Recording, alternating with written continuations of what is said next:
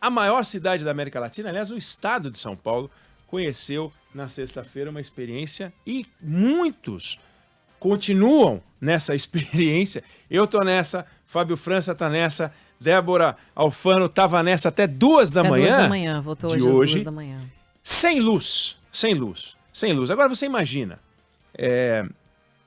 tem gente que tem bebê em casa, tem gente que tem acamado em casa, tem gente que precisa de aparelhos para manter a vida de umas pessoas. Enfim, você não vou nem falar de eventos sociais que provavelmente foram cancelados, alguns conseguiram gerador, outros não conseguiram gerador, é festa de batizado, é casamento, é o churrasco do final de semana, não importa. É uma loucura o que aconteceu. E aí, quantas pessoas não falaram aquilo que é da natureza, é nosso há muitas décadas? A gente fala, nossa, como a gente depende da energia elétrica. Bom, realmente, a gente depende da energia elétrica para tudo. Tem gente que não consegue cozinhar, porque o fogão não funciona, o forno não funciona. No meu caso, eu tinha comida no freezer, e daí eu falei, vou preparar. Só que o forno não funciona, porque ele só libera o gás depois que ele ouve o clique da energia elétrica, para nossa proteção, evidente. Então não adianta você ir lá com fósforo, esse fogão aí, que não é um fogão sofisticado, é um fogão só seguro, só isso. Então não dava para usar o forno, tinha que tentar usar a chapa, é uma confusão, mas eu ainda fiquei pouco tempo sem água. Muita gente está sem água e sem luz, o que é uma loucura, completando, como o Fábio falou, daqui poucas horas, 4 horas? Isso, daqui 4 horas. 72 horas sem luz. Mas não é que tem 10 mil pessoas assim, são centenas de milhares de pessoas nessa situação, eram milhões de pessoas e as coisas vão andando. E aí, eu vou falar uma bobagem retumbante, né? A chuva chove e sempre vai chover, né? O vento venta e sempre vai ventar. E a árvore cai e sempre vai cair. Isso não vai mudar, não vai mudar. O que tem que mudar é a gestão do poder público, porque trata as coisas como um fenômeno natural, como se fosse natural que você tivesse uma fiação enroscada numa árvore. Isso não é natural, não tem nada de natural nisso. Você vai para Paris, não é 100%, mas é quase toda a fiação está enterrada. Se você pegar o ranking dos países aí, o Brasil, 0,4% da fiação no país está debaixo da terra. Pô, 0,4 é nada, é o nada. Na Alemanha é 70%, na Holanda é 100%, Portugal é 20%. Você fala, pô, mas é pouco. Mas nas principais cidades tem muito. Aqui, na cidade de São Paulo, é 7%, no Rio de Janeiro é 11%, Nova York é 72%. Só para dar uma ordem de grandeza. Então, quando você tem 7% em São Paulo e 72% em Nova York, a chance aqui de dar uma confusão já é 10 vezes maior, só por esse número. Aí você pega o seguinte, São Paulo tem 680 mil árvores. Aí você vai olhar o manual, que existe um manual para você colocar as árvores. Tem um manual técnico de arborização urbana. Ele é um manual recente, tem 8 anos, 10 anos, a edição mais recente dele, e fala todos os cuidados que você tem que ter perto de esquina, em relação ao poste, com o hidrante, com a placa de sinalização, com banca, com cabine, com guarita, o que você faz com boca de lobo, tudo para você poder colocar uma árvore. Qual é o tipo de árvore que você pode colocar em que lugar?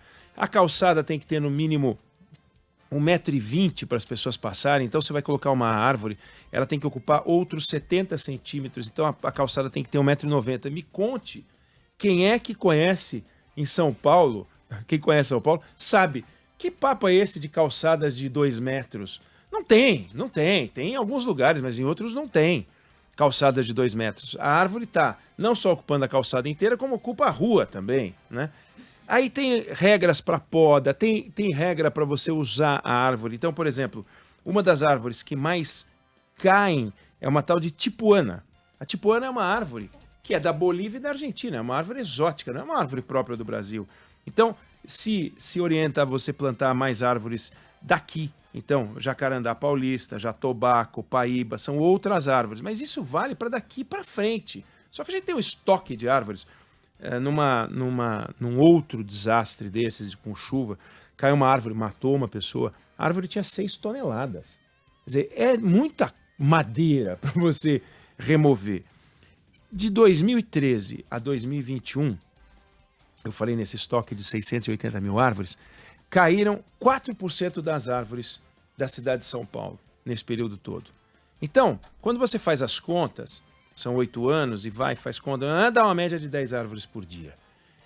Não dá para saber quantas árvores caíram na sexta-feira, porque falam em 1.200 ou 2.000 chamados, mas se estima que em via pública foram 600.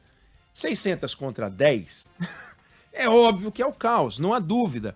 Mas só é o caos porque a gente entende que é assim que tem que ser, que a fiação tem que passar por cima da cabeça das pessoas, com um monte de poste, é fio de luz, é fio de internet, é fio de TV a cabo, é um monte de fiação passando por cima e não se resolve como é que a gente vai lidar com isso. Aí vem, por exemplo, já se discutiu, já se tentou o aterramento. Tem prefeitura que aprovou lei, o Rio de Janeiro, por exemplo, aprovou uma lei em 2011 para aterrar, gestão do Eduardo Paes. O que aconteceu? Entraram no Supremo Tribunal Federal as operadoras, as concessionárias, para dizer não, a prefeitura não tem alçada sobre isso, quem tem que resolver isso é o poder concedente, que é o poder federal, logo o poder federal é que tem que mandar. O poder federal não manda nada, a concessionária não faz, porque é um custo que ela não quer arcar, com o qual ela não quer arcar, a prefeitura dá uma ordem que não pode ser cumprida, e eu estou falando, então, o desastre não é decorrente da chuva. O desastre é decorrente dessa chuva de burocracia, dessa chuva de responsabilidade, dessa chuva de conflitos. Aconteceu isso em São Paulo, aconteceu isso em Curitiba, porque a prefeitura não pode dar uma ordem para um poder concedente que é federal. Como é que resolve um nó desse? Se o Supremo Tribunal Federal vai lá, e parece que o Supremo não mora em lugar nenhum, outro dia caiu uma árvore no prédio do Alexandre de Moraes, perto da Faria Lima, uma avenida importante aqui da cidade de São Paulo. Caiu uma árvore e acertou o prédio do Alexandre de Moraes. Mas é o prédio do Alexandre de Moraes, não é o Supremo Tribunal Federal. O Supremo Tribunal Federal parece que é infenso, não quer saber da realidade das pessoas. Aí, em 2015, fizeram uma portaria em São Paulo, mas aí teve uma liminar do Tribunal Regional Federal da Terceira Região, suspendendo a portaria para iniciar o programa de aterramento de rede aérea da prefeitura. A ideia era aterrar 250 quilômetros por ano de fio. E aí não aterrou coisa nenhuma, não começa a fazer. Aí você vai olhar e diz, a Enel fala, olha, eu só posso resolver o problema dos fios se tirar as árvores. Aí a prefeitura diz, para eu tirar a árvore, precisa desenergizar. Você vai dizer que os dois estão errados? Não, os dois estão certos, mas eles não se falam, eles não se conversam. Aí, resultado, hoje vai ter às 4h30 da tarde uma reunião convocada pelo prefeito de São Paulo, Ricardo Nunes, no Palácio dos Bandeirantes, e nessa reunião o prefeito ligou para o presidente da ANEEL. Da ANEEL falou, pelo amor de Deus, faz alguma coisa. Então vai ter uma reunião, o governador de São Paulo, Tarcísio de Freitas, pediu para que fosse o Palácio dos Bandeirantes. Vão estar lá reunidos o governo de São Paulo, Prefeitura de São Paulo, Enel, ANEEL, para ver faz o quê, né? Aí o palpiteiro geral da República, Flávio Dino, já soltou no X, lá no Twitter, uma notinha dizendo a Secretaria Nacional do Consumidor vai autuar a ANEEL. E sempre pegando uma caroninha para variar, né? Mas, enfim, o resultado nós temos um problema grave, e esse problema grave não tem solução. A vida acontece nas cidades, aliás, frase repetida várias vezes por vários prefeitos, e não tem solução, né? Não tem uma solução neste momento. Agora, vai chover de novo, nós vamos entrar na estação das águas, das chuvas, vai chover de novo. E aí, como é que vai ser?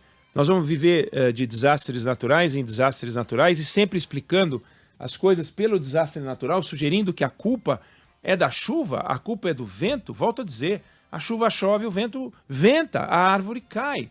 As árvores, hoje, em São Paulo, essa legislação para você fazer o plantio das árvores é recente, boa parte, a maioria das árvores não é muito mais antiga do que isso. Aí você vai olhar, as árvores não têm espaço, elas não têm espaço, está tudo compactado, elas estão sufocadas. Você vê árvores que elas estão rompendo o piso, porque é uma luta dela para tentar sobreviver.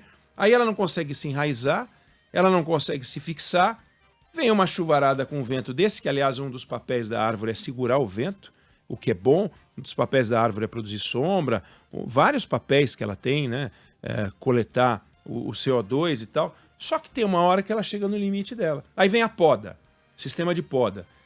O próprio sistema de poda produz problema, porque quando não se faz uma poda com balanceamento adequado, você faz a árvore pender para um lado. Para sorte de muita gente, às vezes o lado para onde a árvore pende é o lado da rua, ou pelo menos não passa um carro, mas é ficar na sorte. Então morreram 7 pessoas, poderia ter morrido 70, 700, a gente não sabe. É a sorte. Então é cabo de energia elétrica, é cabo de telefonia, é cabo de internet, é cabo de TV a cabo. Não é um negócio absurdo. E tem um trabalho muito grande com as árvores. Esse ano em São Paulo, foram removidas 10 mil árvores. 10 mil árvores removidas, o trabalho da prefeitura. Mas são remoções programadas. Agora, de uma hora para outra, a gente não sabe se são 600, são 700, são 500, não tem uma estatística. A gente tem um levantamento pelo número de chamados, gente falando em 2 mil chamados. Então, é uma estimativa esse número aqui. Mas, no mínimo, 60 vezes mais do que o que caiu, em média, de 2013 a 2021. Ou seja, a gente tem um rolo muito grande, a gente tem um desejo das prefeituras de tentar fazer o aterramento ou o enterramento da fiação, e a gente tem a resistência das concessionárias. Por quê? Porque não está no contrato delas fazer isso. Então, você não pode impor um custo num contrato, simplesmente você diz, agora você vai enterrar as árvores, ou aterrar as árvores, seja lá o que for, a fiação, e dane-se. Não pode ser dane-se. Então, você tem que ter o reequilíbrio do contrato. E o reequilíbrio do contrato pressupõe um pagamento monstruoso, porque quanto pode custar você fazer um trabalho desse? Há uma estimativa que no Rio de Janeiro custaria 60 bi de reais. 60 bi de reais para você fazer o enterramento de todos os fios. Isso no Rio. Em São Paulo sairia muito mais. De onde vem esse dinheiro? Qual é o prazo para isso? Também não precisa fazer isso em 5 anos, dá para fazer isso em 10 anos, mas tem que começar, porque é a única forma de você enfrentar. Toda hora a gente dá aqui, Débora Alfano, Fábio França, você ouvinte querido, ouvinte querida, escuta o tempo inteiro dizendo que choveu, apagou. Choveu, apagou. Por que chove e apaga? Porque é uma lambida de um galho de árvore num fio, pronto, apagam vários semáforos numa cidade como São Paulo. Não é só em São Paulo que isso acontece, acontece em todos os lugares. Se você quiser, no 11 999 592 100, você pode mandar uma fotografia daqueles novelos de fios perto da sua casa. Tem alguns que são, no caso de São Paulo, que são emblemáticos. Você olha aquilo, você não sabe nem como o técnico consegue achar qual é o fio que ele tem que arrumar, o que é impressionante. E tem fio que está protegido, tem fio que não está protegido. Então é óbvio que vai lá o técnico para podar uma árvore, ele não quer chegar perto, porque ele sabe que ele pode torrar. Aí chegou o funcionário da Enel também, ele não vai porque precisa tirar a árvore. Então temos um problema seríssimo, é tudo muito moderno, bacana, vamos fazer a concessão. E aí não é uma questão de privatização, porque se fosse estatal ia ser o mesmo caos. Mas vamos fazer a concessão, olha que moderno, olha que bacana, agora temos cabos com não sei quantos mega de dados, etc. e tal, mas está tudo pendurado e tudo no improviso, tudo absurdo, facilita o furto, facilita gato, facilita tudo. Então é fundamental que a gente olhe para isso dizendo, não se trata de um desastre natural, se trata de um evento forte da natureza que pega uma cidade, colhe o estado de São Paulo, e já aconteceu em outros lugares, totalmente desorganizado do ponto de vista administrativo e burocrático. O serviço de atendimento da Enel é uma piada, é um desastre, é ruim, é de 5ª categoria. Não dá para dizer que eles estão fazendo um trabalho exuberante, não. E aí eles falam que é um evento atípico, que se preparem para eventos atípicos, porque se preparar para evento típico, não vai acontecer nada. Evento típico não acontece nada, a gente vai, paga a conta em dia, e eles vão e não fazem coisa nenhuma, a não ser fornecer energia elétrica, que é o básico. Então, tem muito o que fazer, e é importante a gente colocar na conta o seguinte, não se trata de um desastre natural, se trata de um desastre humano, governamental e deste universo mal regulado em que a gente está mergulhado. Eu não sei se você concorda ou discorda, mas essa é a opinião que eu tenho sobre o assunto.